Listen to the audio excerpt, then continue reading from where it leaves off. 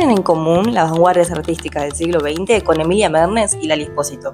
Hola perritas, ¿cómo están? ¿Cómo estás? La verdad que quería subir este video antes, pero me llevó bastante tiempo escribir el guión y fundamentar también lo que les vengo a contar hoy. Así que empecemos con el video. Te quiero hacer el siguiente planteamiento. Se pueden hacer haditas, dibujos de criaturas fantásticas, florcitas lindas, cutes. Si cuando estoy en las redes sociales, tipo, termino de dibujar, abro mi celular y solamente en las redes sociales puedo ver horrores, crímenes, tristeza.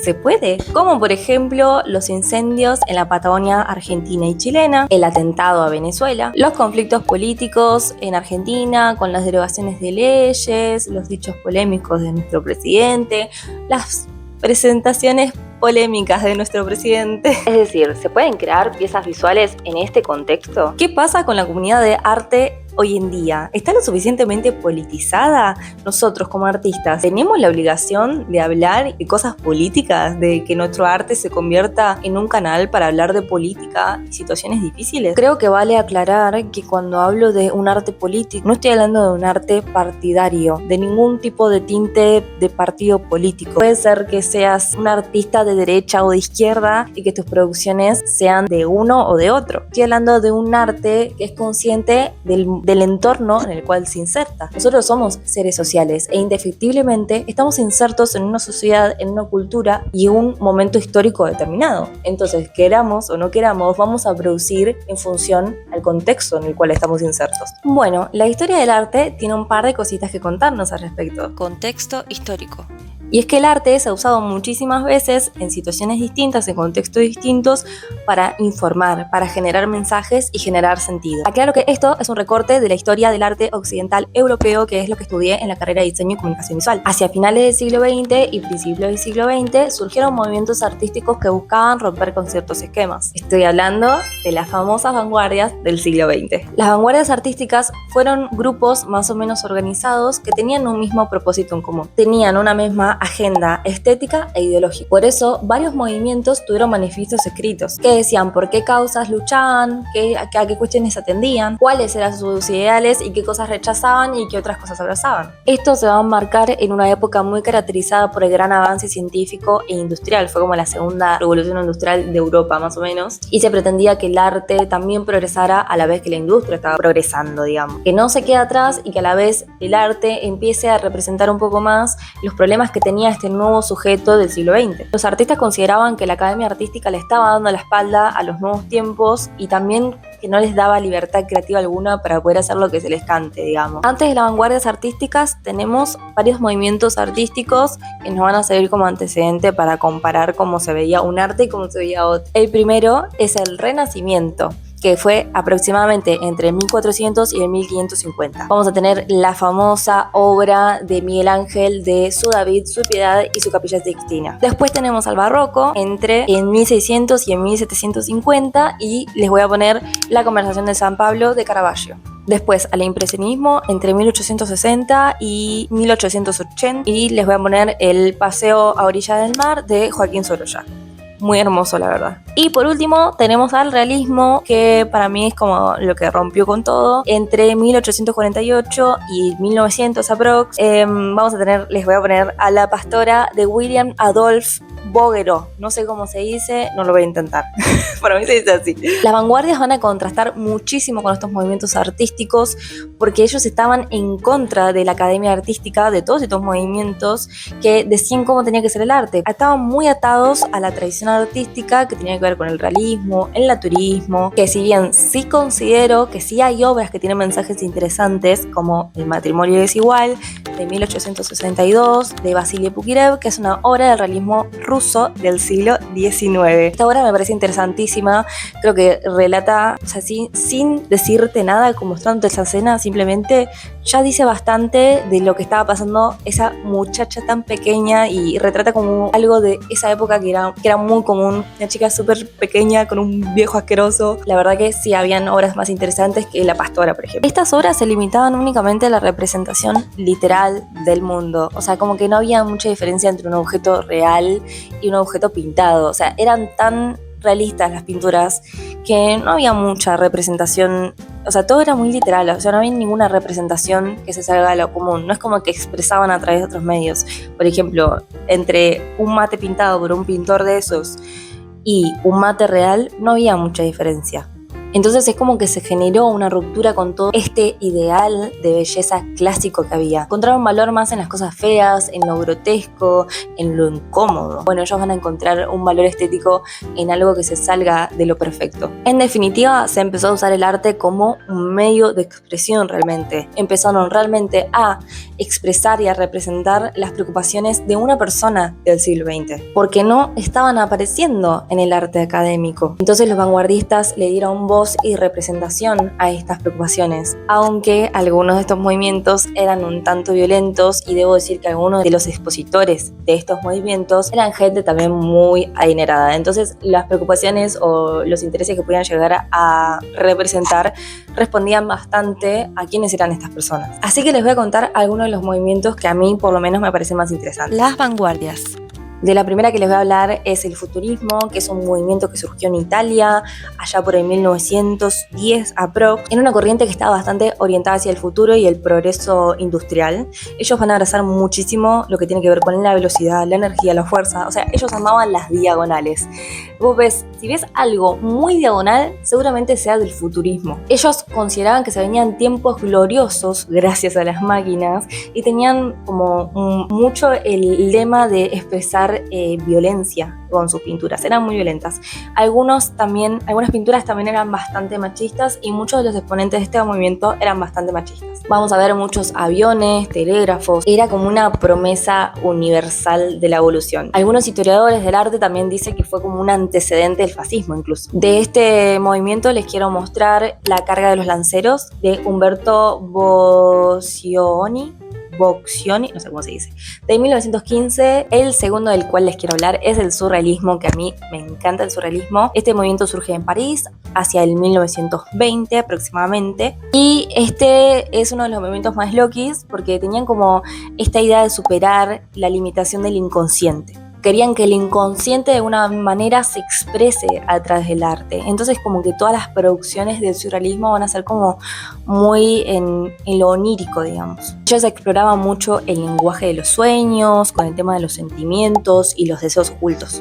Combinación con objetos comunes, tipo cosas familiares, tipo que están en tu casa, y lo van a combinar con algo improbable, algo absurdo. Por ejemplo, uno de los mayores exponentes, que es uno de los pintores que a mí más me gusta, es René Magritte, o Magritte, no sé cómo se dice, que me encanta porque siempre se ve esto muy patente en todas las obras. Les voy a estar mostrando algunas. Para él lo importante no era lo que se mostraba, sino más bien lo que se ocultaba, por esto del subconsciente. El tercero del que te voy a hablar, que quizás lo conozcas, es el dadaísmo o dada. Es uno de los movimientos más conocidos de toda esta movida. Surgió a mediados del siglo XX, no sé bien en qué año, pero fue en Suiza en tiempos de la Primera Guerra Mundial. Se basaba en criticar el sentido tradicional del arte. Creo que eran los más disruptivos en el sentido del formato de las obras. Eran como una anti todo, literalmente. Se manifestaban a través de artes plásticas y también a través de la pintura, del fotomontaje, los collages, a través de incluso las tipografías. Más que un movimiento artístico o un ideal al cual seguir, era más como un modo de actuar, era como un modo de vida para los exponentes del dadaísmo. No era simplemente un lenguaje plástico. Se crearon varias técnicas artísticas nuevas, como el fotomontaje, que ya les comenté, y también el ready-made. Es una técnica que consistía en tomar un objeto de uso cotidiano e intervenirlo con una intención. Muy conocidísima La fuente de Duchamp o El urinario. Él le hacía bastante burla a la Academia Artística. Incluso este urinario él lo envió a una sociedad de artistas, no me acuerdo dónde el contexto, yo me acuerdo simplemente la historia. Él mandó este urinario como forma de burla, tipo riéndose, se lo mandó a una sociedad de artistas, y años después este urinario fue considerado una de las obras más influyentes del siglo XX. Ahora bien, esto que te conté realmente tenía la intención de generar algún tipo de cambio en la sociedad. Tenía la intención de que algo cambie en el mundo del arte y que de alguna manera impacte en la sociedad. Siento decirte que todas estas vanguardias fracasaron estrepitosamente, con todos sus ideales, sus manuscritos, sus manifiestos, todos a la basura. Esto pasó porque muchos de los exponentes de estas vanguardias empezaron a ser aceptados por la Academia Artística que ellos mismos rechazaban, como lo que les conté de Duchamp. Él en un principio se reía de la Academia Artística y la misma Academia Artística después lo reconoce como un gran artista. Incluso le dieron un nombre a lo que él hacía, le pusieron nombre, le dijeron, es un ready-made eso. Actualidad. Hoy en día, el arte no tiene un rumbo fijo al cual seguir. Hace un tiempo leí en una materia, no me acuerdo cuál, que en nuestra época postmoderna, todos los estilos artísticos y movimientos artísticos están ahí al servicio de nosotros, para que nos sirvamos de ellos. Hay una gran heterogeneidad dentro del mundo del arte con respecto a lo que se crea y a lo que no. No tenemos un manifiesto escrito que nos diga qué es lo que tenemos que hacer o a qué ideales atender como tenían las vanguardias. Por ejemplo, hoy en día muchos artistas eligen no expresar sus opiniones. En el contexto de artistas músicos tenemos, por ejemplo, a Emilia Mernes, muy criticada por no tener una postura política con respecto a las cosas que pasan en nuestro país. Por el nuevo gobierno de Milei. Entonces mi pregunta es que sí, como mujer argentina y artista, ¿cómo estás viviendo tú un poco esto que se No vamos a hablar de política.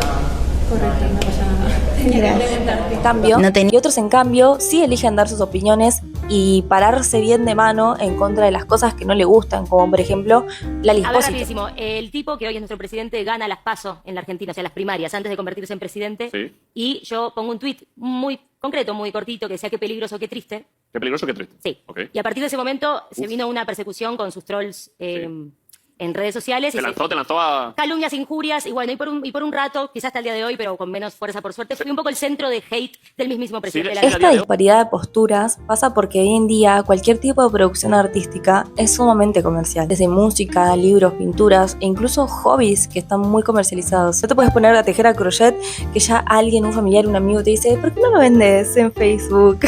Aunque volviendo a Emilia Mernes, hay músicos que sí usan su voz para decir cosas que realmente importan. Por ejemplo, Bad Bunny en su canción Lo que le pasó a Hawái. Quieren quitarme el río. Residente o Calle 13, tenemos la canción Adentro, que es increíble. La revolución es orden. De Milo J puedo nombrar todo su álbum, pero El Invisible también está muy buena y me parece que bastante política. Me hierve la sangre. Obviamente a Lali Espósito con su canción Fanático. Con respecto a esto, me encontré con una nota a Pablo Ucero, que es un integrante de Arte al Ataque, es imprentero, militante, y habla de algo muy interesante y dice lo siguiente. La idea de la política está bastante bastardeada. Se piensa como algo enajenado de la vida cotidiana. En realidad, hacemos política cuando decimos desde qué vamos a comer o dónde vamos a comprar, hasta si vas a una marcha o preferís quedarte en tu casa. Muchas veces quienes hacen arte mainstream deciden no opinar para no perder seguidores y llegar a un público más amplio. Y es por esto que dice Pablo que muchas de las creaciones artísticas o los creadores de contenido de arte que hay en redes sociales tienen este tópico muy alejado de sus canales, de sus cuentas de Instagram, cuentas de TikTok. Quiero leerles un fragmento de La lógica de la sensación de Deleuze, que dice lo siguiente. Si el arte no tiene relación de comunicar, ¿en qué reside la esencia misma de la creación, de la verdadera obra de arte? ¿Qué significa entonces resistir si no es hablar estrictamente de los discursos en cuestión? En este laburo lo que se argumenta básicamente es que la potencia política del arte no está en la exposición directa de estas problemáticas, sino en su capacidad de desestabilizar estas formas establecidas y de cambiar nuestra percepción del mundo. Mientras que investigaba para este video me encontré con un artículo corto sobre cuando el arte deja de ser arte, escrito por Micaela Montenegro, y les voy a leer esta parte que me parece interesantísimo. Ella va a decir que cuando encasillamos al arte bajo categorías específicas como arte ecológico, arte feminista, arte colonial, que si bien son corrientes importantes, tipo cosas de las que hay que hablar, su institucionalización dentro de un sistema de mercado genera una crisis. ¿Y por qué? Porque en lugar de que el arte sea un espacio de protesta o que desafíe el sistema, se convierte en un producto cultural, o sea, algo facturable, con lo que haces money, mi amor. Este proceso lo que hace es que todas las prácticas artísticas sean iguales y termina haciendo que los artistas vayan todos hacia un mismo lado, o sea, a tratar de vender con sus producciones artísticas. Incluso cuando los artistas por ahí no adhieren a ciertos discursos o a ciertas narrativas, pero lo hacen simplemente porque saben qué es lo que vende. Según Frederick Jameson, no sé cómo se dice, si el arte se ve comprometido por la necesidad de encajar dentro de ciertas narrativas, entonces este deja de ser un espacio de resistencia y corre el riesgo de volverse parte del mismo sistema que busca criticar. ¿Cómo pasó con las vanguardias? Ahora bien, ¿qué tanto debemos involucrarnos como artistas en la política? Bueno, creo que la respuesta no es un blanco ni un negro, es más bien un gris. Hoy en día el arte y la política están al alcance de todos. Creo que va a depender de una misma qué tanto elegís meterte o no, sabiendo que lo que sea que elijas va a tener una repercusión, por acción o por omisión. Funarte te van a funar, amiga, eligiendo opinar o no hacerlo. Mirá a Emilia Mernes cómo la viven funando por no opinar y a Lali Espósito cómo la funan por cuca. Creo firmemente que las artistas tenemos parte de la responsabilidad de ser un poco voceros de aquello que se transmite a otras personas, de ser la voz de problemáticas que a veces son difíciles de expresar con palabras nada más, sin miedo a que nos encasillen en sí, esta mina es partidaria de cierto partido político. Uno no debe ser tibio para mí. Pero también considero que es importante no perder el propio criterio. Entiendo que todas queremos el reconocimiento, la financiación, pero lo más importante, para mí al menos, es la transparencia. Ser una misma y ser consecuente también con lo que dice y con lo que hace, y sin perder de vista ciertos ejes morales y éticos que tienen que regir nuestras acciones. Si vas a cantar canciones sobre empoderamiento femenino, después no digas que no sos feminista, querida. Si vas a apoyar a que artistas te dibujen y que te hagan un montón de fanarts, después no colabores con una empresa multimillonaria que su principal actividad es el desarrollo de inteligencia artificial, que le sacan el trabajo a esas mismas personas que te apoyan. Si vas a cantar para gente de la comunidad LGBT, después no podés apoyar a cierto presidente de tez naranja. El arte es inevitablemente político. Es el resultado de individuos que están insertos en cierto contexto cultural, histórico y social. Negar que tu producción, tu éxito y tus capacidades no están ligadas a cuestiones sociales y políticas es como creer que la tierra es plana. Si querés meterte o no en cuestiones políticas, depende de vos, amiga. Pero sabe que tus derechos y las conquistas de derechos son cuestiones políticas, de las que podés gozar vos porque hubo lucha del otro lado. Y no solamente de políticos, sino también de artistas. Pero bueno, como dije hace un rato, la respuesta no es un sí ni un no. Es un gris. Así que decime qué opinas vos. Me encantaría leerte. ¿El arte tiene que ser político o no? Si te gustó el video, me puedes dejar un comentario, suscribirte, darle like o dislike, lo que sea. A mí me sirve para seguir haciendo estos videos. Muchas gracias por tu apoyo. Si también querés saber un poquito más y querés participar de las historias que hago en Instagram, con votaciones, con opiniones, te recomiendo que me sigas en Instagram. Si querés ver más de mi contenido, también me puedes seguir en TikTok. En fin, todas esas cosas de youtuber, de persona que quiere ser influencer. Eso es todo por hoy. Nos vemos en un próximo videíto. Adiós.